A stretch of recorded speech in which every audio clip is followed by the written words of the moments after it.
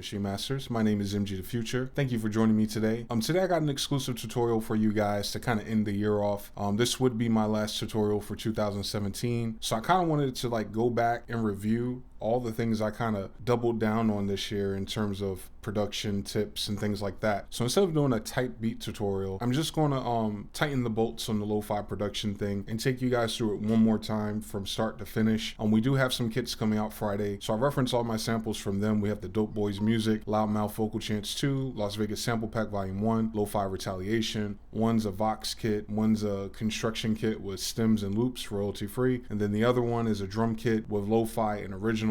And I'm going to break that down and lo-fi it up for real. Also, to keep in mind, because of these new packs are coming out, and currently my FL Studio lo-fi course is out and SP404 course is out, you guys still can grab those before, I believe, January 2nd for 50% off if you use Holiday 17 at checkout.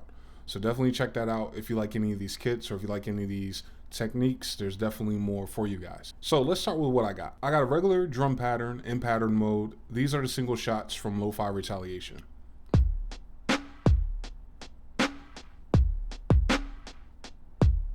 Now, unlike my particular lo-fi course, I'm using pattern mode, right? And the thing that's wrong with pattern mode, especially in FL Studio, is that this is way too stiff or straight for a lo-fi or a hip-hop beat, especially if you're going for that classic feel. So the easiest way to kind of rectify that with this is to create your own groove template. So that's exactly what I'm going to do real quick for one last time. I'm going to go ahead and turn this channel on. I'm going to go ahead and add an Edison to it because I want to record that groove. And what I have routed to here is Regroover, which I showed you guys in a previous video, and I have a break loaded. Here's the break.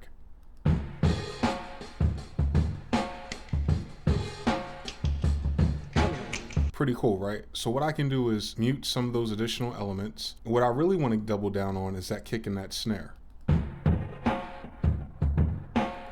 Cool.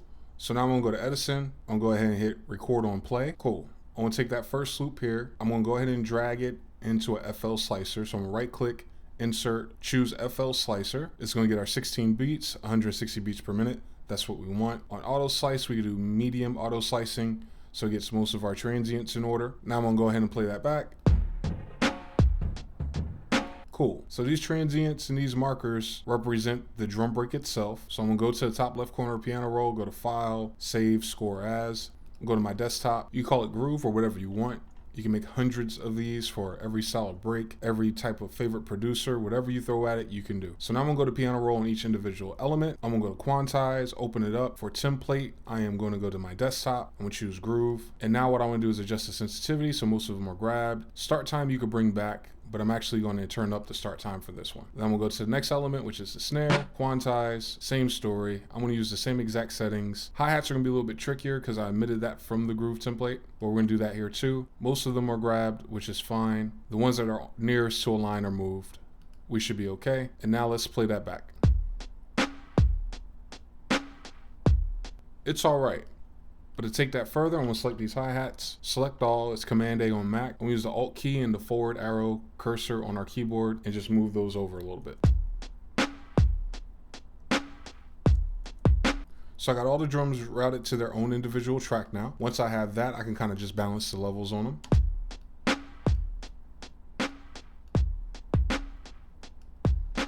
You can use the basic EQ to kind of high pass stuff. And another cool thing to do is, since these are waveforms, we use the master pitch and drop it down.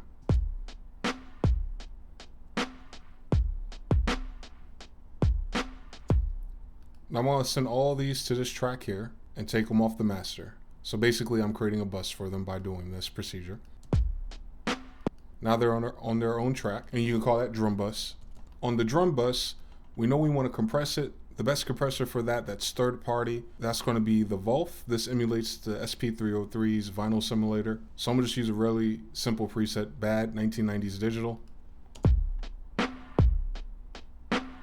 So that's pretty much it. That's the aesthetic we're going to need for that. The next thing I want to move to in our sequence are the samples. The samples are probably the easiest. So let me pick up one of those channels. My main sequence is this.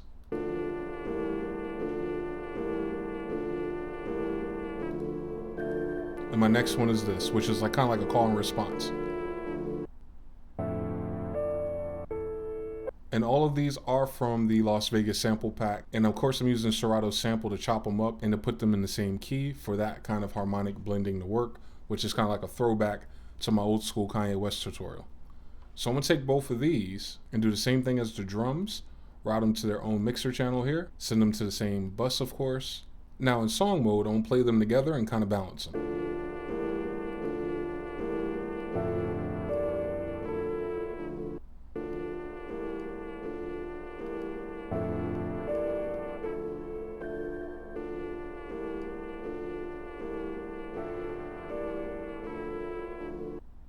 Cool. And on the keys itself, I'm going to go ahead and let the whole sample be ducked by the kick. So on the kick itself, we're going to use peak controller, or on the fader of our sample bus, we're going to right click. We're going to use link to controller. We're going to go ahead and set this peak control to peak, mapping formula to inverted, hit accept on that, then adjust it on the kick itself, bass to turn it down, the fader down, volume to control how much it's ducking. Once you have that, you could probably do the same to the hi-hats.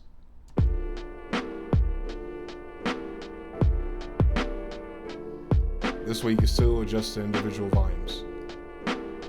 Now on this bus, along with that side chaining, now we're going to use the Good Hertz wow control because we want that tape effect. So I'm going to go back, I'm going to go to tape, and I'm going to use one of these wobbles.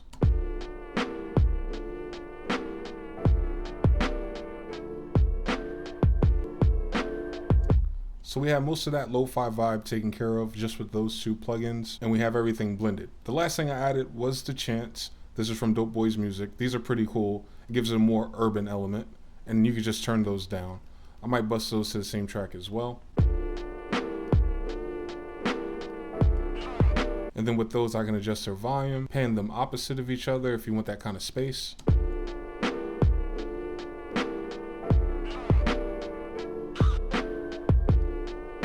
And then lastly, on the sends, we want a lot of reverb. Best free reverb is probably going to be Convolver. They have a lot of dope models. One of the best ones are going to be over here on this side under reverb devices. These are sampled. Maybe we'll try Live Church out. Now on my buses, I can send the reverb. Change the reverb to something different.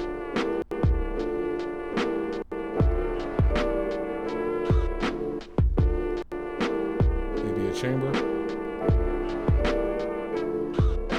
Cool. And on the final part, we're going to put a compressor on the master bus as well to go along with our drums and our tape. And then we're going to record this whole sequence into Edison. We're going to do on play, hit record on Edison. We're going to record our whole sequence as one track.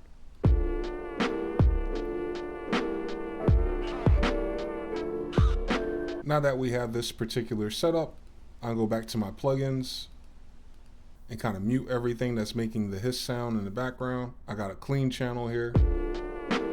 And now with that, I right click, I'm gonna go to edit, I'm gonna go to trim. I got this loop going, but I'm gonna change the sample rate, of course. My favorite is the 11025. Of course, that's from the SP303, resample, 16-bit. You can do mono if you want, but I'm gonna keep it stereo since I do have reverb on it. Hit okay, accept. You got instant lo-fi.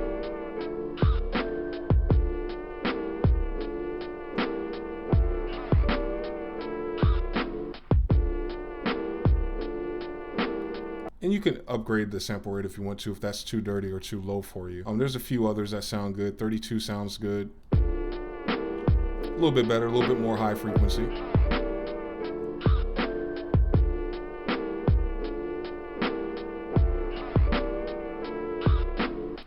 But basically, that's how you get the lo-fi sound without hardware, without anything crazy. Just two plugins really in a smart workflow in terms of busting things together and affecting them at the same time. Kind of save on resources. There's no crazy CPU issues. There's not a whole lot going on in this particular track. And also, because we're using the sample pack stuff, you don't have to worry about the YouTube takedowns. You don't have so many publishing issues when we talk about the royalty-free sample packs. I got a few as well. The Trapanese would work really good for this style of music. Anything you want, really. But yeah, that's pretty much my year end in review. Everything that I've learned and have kind of shared with you guys throughout the year has culminated to this one last final show. definitely want to say thank all of you for your support for the 2017 year on Maschine Masters. Next year we might do things a little bit different. Maybe I'll do a little bit more user requests. So if you have any ideas, things you want to learn or want me to kind of double down on in the future, let me know. If you want me to continue the type beat or what would producer do type series, definitely let me know in the comments below as well. And don't forget about the code, the checkout for the MachineMasters.com shop, which is going to be Holiday 17. Thank you guys for support. Be sure to follow us on social media. I'm at MGTheFuture. Also follow at Maschine Masters. Until next year, guys,